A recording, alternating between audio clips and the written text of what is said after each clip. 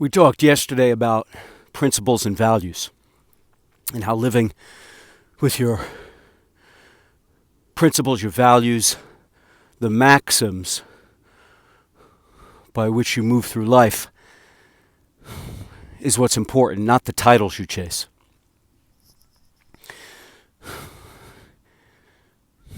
It's your principles and values which define you, not the title that you hold. However people may look at you for the job you do, the career you have, the role you play in society, what really underwrites you, where you're truly remembered, and the lens through which you're perceived is really based on those values and principles which you hold near and dear and which you live your life by. Those are your guiding principles. Now, I also want to talk about the standards one lives by. A bit different than values. The standard you set for yourself for the way you conduct yourself, not necessarily the values you hold that guide you to do one thing or another. It's once you've decided on what you're doing, what standard do you hold? What measure do you hold to what it is you're actually executing?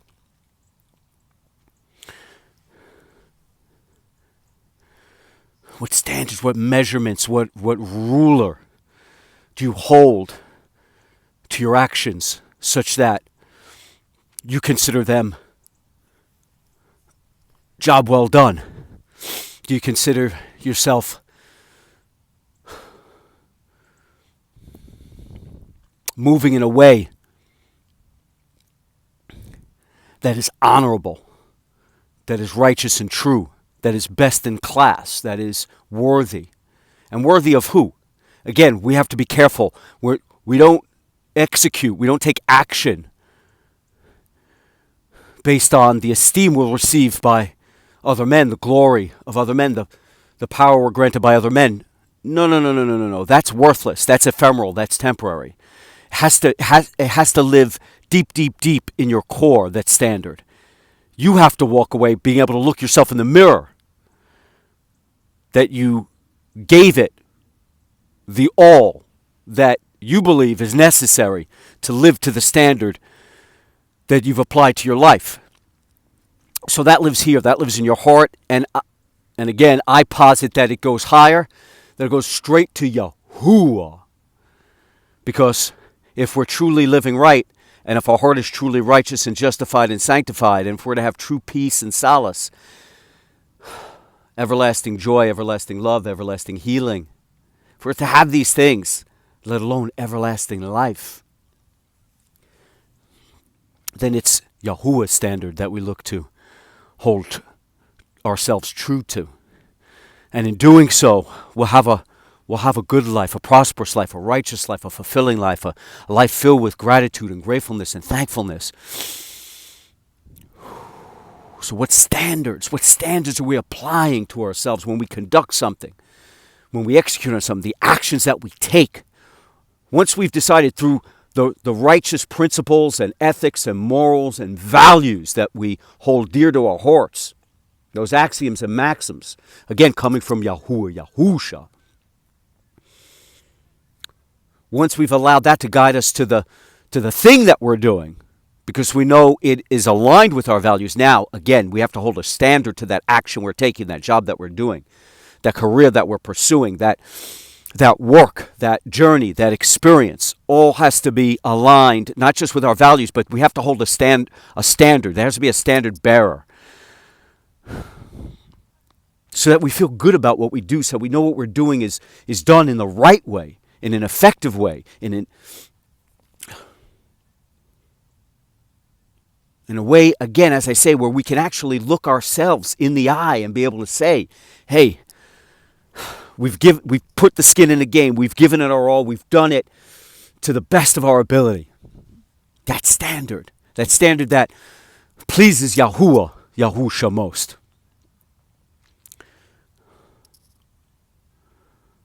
A lot of people get caught up in the wrong standards. They confuse the rules, rituals, regulations, and traditions and ceremonies of man as the standard. Yahusha does away with all of that. Does away with all of that. You could see in Matthew where the Pharisees say to him, why is it that your taught ones do not wash before they eat? And Yahusha says to them, he turns around and says to them, why is it that you take the real commandments of Elohim, of Yahuwah, of the Most High, you take them for granted and you apply your own rules, regulations, traditions, such that you don't live up to them?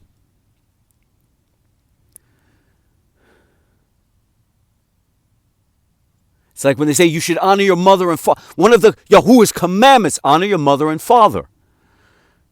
But you say, Pharisees, hypocrites, that a child says to his parents, what you get from me is a gift to you, such that I don't have to be dedicated to you. It's a gift to you, such that I am free of you and that I can treat you anyway. Again, I'm paraphrasing here.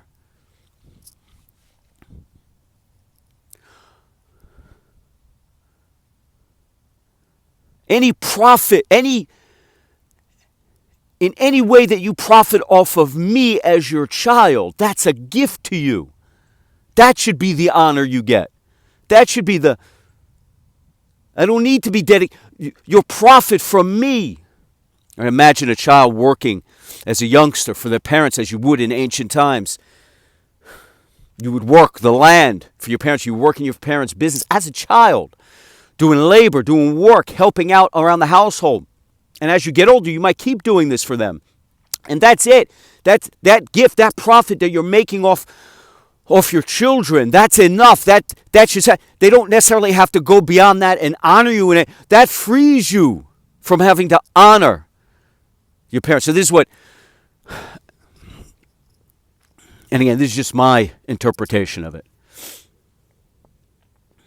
But the child doesn't have to be dedicated to their parents. It's the profit that a parent makes off the child is a gift to them, such that frees them from that dedication, from that. This is what the Pharisees teach. The Pharisees also teach divorce is okay with a certificate. That does not unwind what Yahuwah commanded, that a man and a woman become one in a union. They become one. Husband and wife become one in a union. What Yahuwah makes one, man through some tradition, rule, or regulation cannot split. Again, Yahusha says, this shows the Pharisees, the lying scribes, the hypocritical religious authorities of the time that looked to hold on to power by creating rules, regulations, traditions, and rituals and ceremonies to keep you in line, to keep you in their club, to keep you under control. That's the reason for these norms, these rituals, these rules, these regulations. They don't make you holy. They don't make you clean of heart. They don't make you righteous. It's a burden placed on you by a club, by a group, by an authority, such that you adhere to their ridiculous and benign traditions, so that they can be the arbiters of what's right and wrong, so that they can hold the power of absolution over your actions, so that you must come to them for interpretation of the myriad laws, rules, regulations, points and counterpoints, and all the intricacies that they create to keep you in line, to keep you as part of, to keep you under their thumb, essentially. They hold no power over you. Their rules, regulations, traditions, and standards are not the way. Ritual cleanliness in ancient times, commanded by Yahuwah, was meant for the tabernacle and for the cleansing of priests as they conducted themselves in the tabernacle, in the temple. Ritual purification. The Pharisees, the scribes, these hypocrites, these liars, they ring-fenced all of the commandments of Yahuwah, who became Yahusha. They ring-fenced the commandments, and around that, they layered in their own rules, regulations, traditions, ceremonies, and rituals that they then forced upon you, that you had to burden yourself with, that your actions had to be conducted in a certain neurotic way in order for you to be considered worthy, holy, righteous, pure. It had nothing to do with what Yahuwah, and so Yahusha admonishes them, calls them hypocrites and liars, worshiping again with their lips, not with their hearts. Why do your taught ones eat without washing their hands? This has nothing to do with cleaning your hands such that your hands are filthy to the degree that if you were to eat with them, you might get sick. It's not got nothing to do with health. Your hands could be completely clean. And under this ceremony, under this ritual, you still have to wash them before you eat. And what Yahusha, Son of the Most High, Yah, the Most High, who saves. Shah, Yahuwah, the Most High who creates, the Most High who breathes life, the Most High who brings all things into existence, manifested in flesh as Yahusha, HaMashiach, the Messiah. Shah, saves, salvation. Yah, the Most High, saves, the Most High who delivers, the Most High who redeems, tells these Pharisees and these lying scribes that their standards are worthless. We see right through them. Do not attempt to lord over us.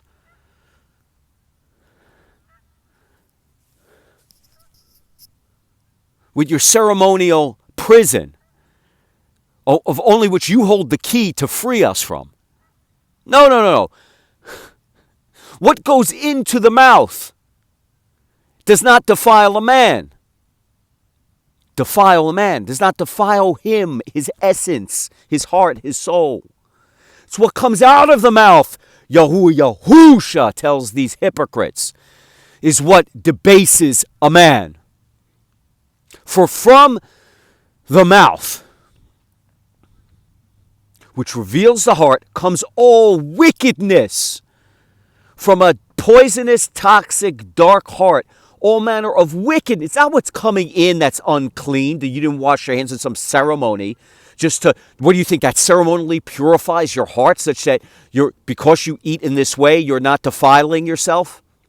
Because you're going through all the rituals and ceremonies, the purification ceremonies that they've layered on top of the commandments that you have to go through such that you're considered righteous, true, and holy at heart? No. What comes in and how it comes in does not defile the essence and the heart of a man. It's what comes out of that heart. It's what is that heart. Is that heart good? Is that heart loving? Is that heart healed? Is that heart joyous? Is that heart giving? Is that heart selfless? Is that heart robust, dynamic, and alive, filled with a joy for life and a joy for people? Does it hear the word? Does it follow the word? Does it honor the true values given to us by Yahusha? Because what Yahusha tells those hypocrites, and the hypocrites still live on today, the Pharisees are all around us, the false prophets, the false teachers, the self-help gurus, the illusionists, the magi, the yogi, all the New Age philosophers and their mumbo-jumbo. Buy their books, buy their instructions, buy their blueprints so that they can take you on a journey that ultimately ends up nowhere. You don't need to pay for this. You don't need to find no man who can show you the way.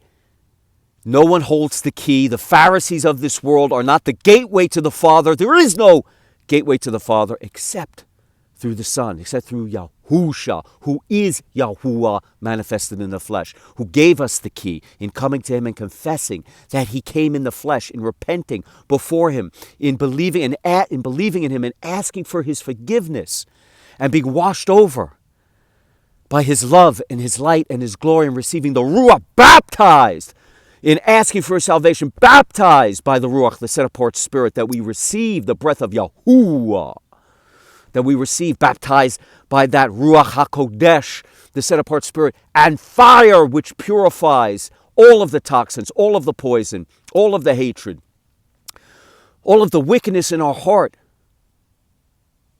cleansed.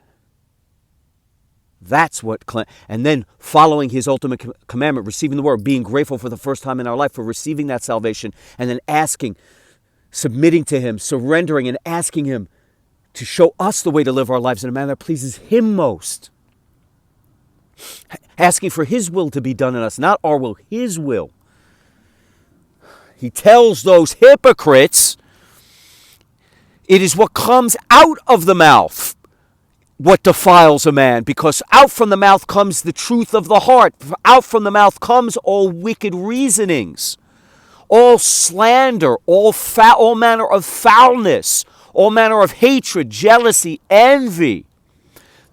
All of that, all the poison that lives in the heart comes out. That's what defiles a man. Not the rituals and ceremonies. Not going to church on Sundays. That doesn't purify you. A rabbi, a priest, a so-called holy man or so-called wise one, they don't purify you. Yahusha purifies you. You hold the key. He lives here in your heart. You go to him. And as you on your knees, you go to him and ask for his salvation. You ask him to give you the answers. You ask him to take the burden from you. You ask him to show you how to live your life in a manner that pleases him most.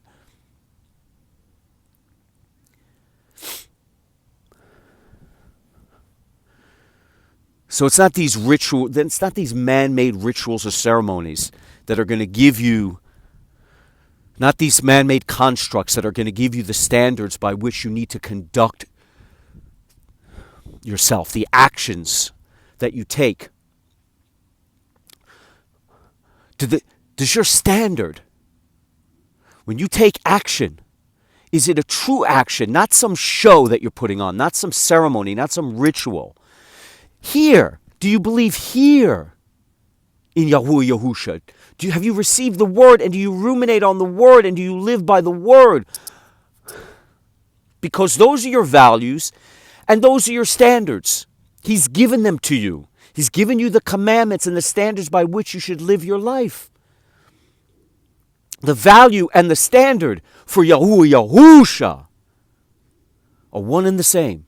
Love him with all your heart, soul, mind, and strength, and love your fellow man as you love yourself. Because if in executing the action that you're taking, you're executing it in a manner of truth, of righteousness, born out of your love for Yahuwah Yahusha, such that you love him with all your heart, soul, mind, and strength, and so you're in front of mind. When you take action, that is front of mind. Every action you take, are you doing it in a manner that pleases Yahuwah Yahusha? Are you aligned with Yahuwah Yahusha? You love him with all your heart, soul, mind, and strength, such that your actions are a representation. Your actions embody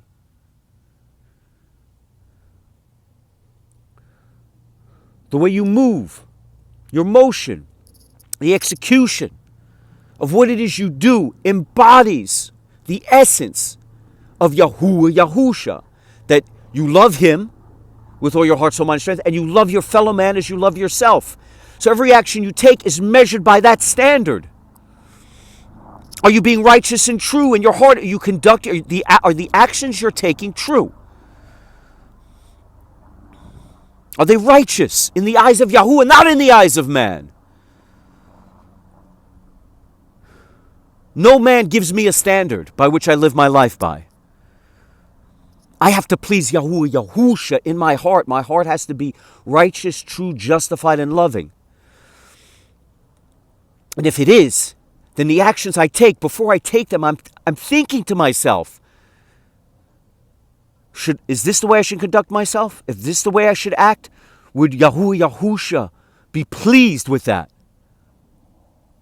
The words that I'm using, the way I'm speaking to people, the manner in which I go about my day-to-day, in my interactions with people, in the work that I do, in the way that I move, in the actions that I take, in the execution of my role. And I have many roles. We all have many roles. Husband, father, employee, employer, boss, worker, part of a group, leader of a group. Everything that you do, what is the measure? How do you measure whether or not what you're doing is done to the best of your ability? It's not just the best. It's not what's best as conceived by or considered or through the lens of another man. How does Yahuwah, Yahusha view what it is you're doing and how you're doing it? Are you honoring him? And in so doing, are you loving your fellow man as you love yourself? And are you nurturing yourself the way you should nurture your fellow man? So when it comes down to eating, so let's take the example of the Pharisees who go on and on about, you must ritually, ceremonially purify yourself before you eat, which is just a show that is meaningless. It does not make you wise. It doesn't make you holy. It doesn't make you righteous, true, justified, or sanctified. Not in the eyes of Yahuwah, Yahusha. But how are you treating the temple? This is the temple, the body, that Yahuwah, Yahusha gave us as a gift to house the Ruach, the breath of Yahuwah. How are we revering his creation, this temple, that where he lives, where he dwells? How are we revering it? How are we honoring it? Not with any ritualistic ceremony, no. How are we honoring it? Are we taking care of it? Are we eating in a manner that fortifies us, that nourishes us, that strengthens this temple? Because to keep ourselves healthy and strong allows us to not only honor the creation that Yahuwah blessed us with in his own image, this creation, this temple that houses his breath, but also in keeping the temple strong and sturdy and fortified and remaining healthy. We can help our fellow man. We can be around for our fellow man. We can be strong for our fellow man so they can lean on us. When they need us, we're here. We're strong. We're robust. We're dynamic. We're not sick, debilitated, destroyed, weakened, beaten down, not by the hands of others, but by our own hands, because we're not revering and honoring the creation by treating it in a proper manner. Are we training to keep the temple strong? Not just are we eating healthy, wholesome, productive, nourishing foods, the foods that are made by Yahuwah, not that are made by man, not that are filled with all those poisons, toxins, and chemicals. We're not eating junk and garbage. We're eating pure, healthy, vibrant foods that give us the strength that Yahuwah wants us to live with, so we can be a sturdy tree that bears good fruit and that our fellow man can be nourished by and can lean on when they need it.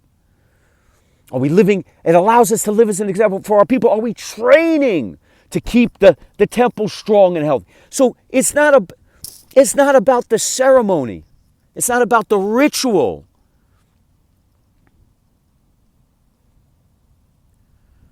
So you want to talk about what the Pharisees were going on about, that you have to ritually, ceremonially put on this show before you eat. It's not about that. If we're just talking, it's just an example. This is just one example of many of how you live your life and hold it to a standard, the actions that you take in your day-to-day or in your journey or the experience, that those actions revere and honor Yahuwah, that it shows that you love him with all your heart, soul, mind, and strength, and that you want to be here as an example for your people and to nurture your people as you nurture yourself.